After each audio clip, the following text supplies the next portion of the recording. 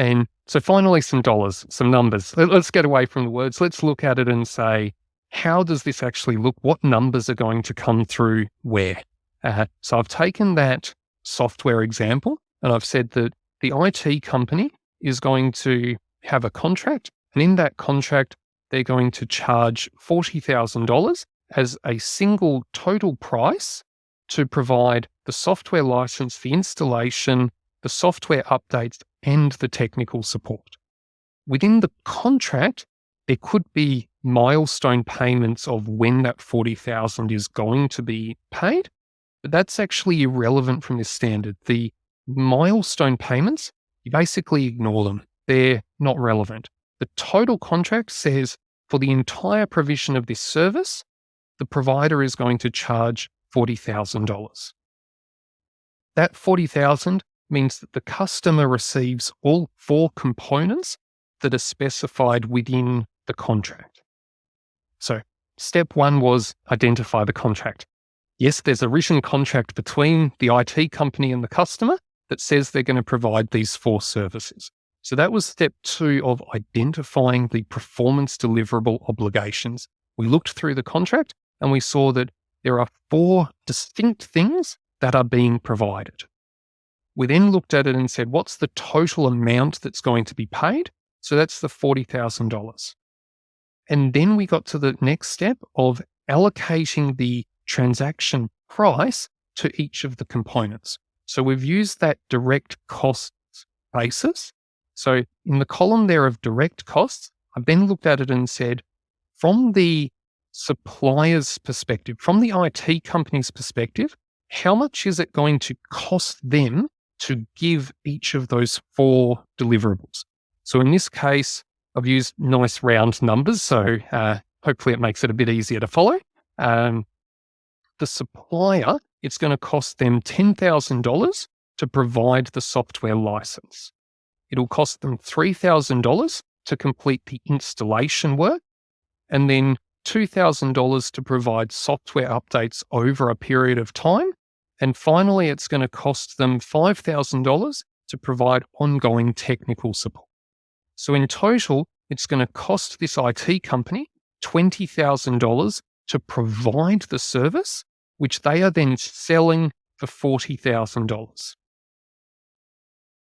That markup is then applied consistently. So we've looked at it and said, so in each case, you see that the allocation is essentially double because I've used nice round numbers.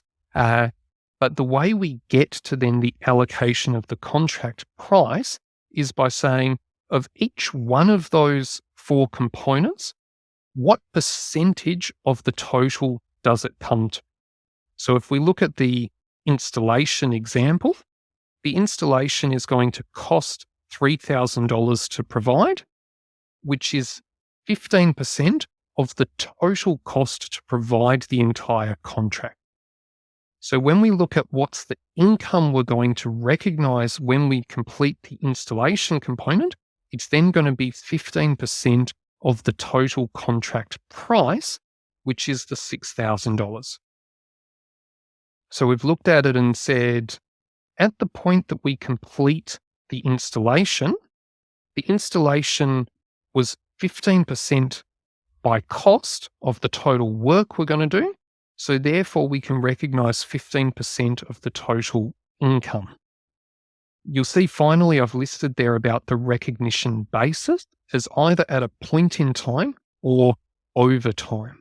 So in regard to the software license and the installation, both of those components are something that there's one day that you can say that's the day that we completed that task. And prior to completing that task, the customer really got nothing out of it. They couldn't use it yet. So it's that point in time, that day, that the $20,000 and the $6,000 of income can then be recognized. The software update and the technical support were services that are being provided on a daily basis over time. So if we look at the technical support line item as the example, it's going to cost 25% of the total contract to provide the technical support services. So 25% of the total income, the $10,000, is the income amount that can be recognized for technical support. If that technical support contract covered a 2-year period, then each month over that 2 years, you will have 1/24th of the $10,000 that's recognized as income each month. Or if you're only doing it at the year end, you'd say that $10,000 is income over 2 years, $5,000 in each year.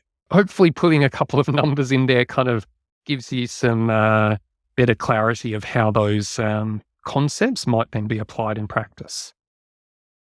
Yeah, that's great. I think it really brings it to life.